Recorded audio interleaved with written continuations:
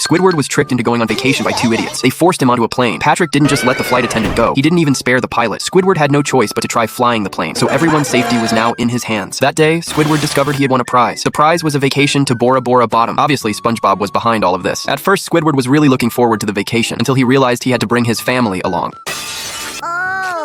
They treated Squidward like their dad. The flight attendant was very surprised when she saw Squidward's ticket. She introduced this happy family to the others and took a photo of them to commemorate the moment. Everyone had to fasten their seatbelts before takeoff.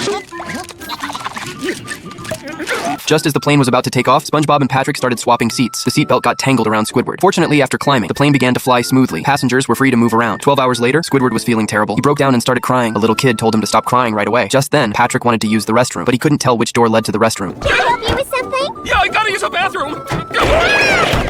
Rude. Another flight attendant came to check on the situation. Patrick opened the door again. Fortunately, they were all safe for the time being. Squidward used his nose to press the call button for help. It was Patrick who came to his aid. He recommended freshly brewed coffee to Squidward. Squidward asked where the real flight attendants had gone. Patrick explained that they'd had too much coffee and were in the restroom. Seeing this, SpongeBob also wanted to be a flight attendant, so Patrick granted his wish. They pushed the food cart to serve meals to the passengers. Two food carts suddenly crashed into Squidward, who had just broken free from his restraints. Squidward couldn't take it anymore. He decided to complain to the captain. They pushed the food carts up to the cockpit door. Squidward struggled to free himself from his restraints. He complained to the captain about their terrible behavior.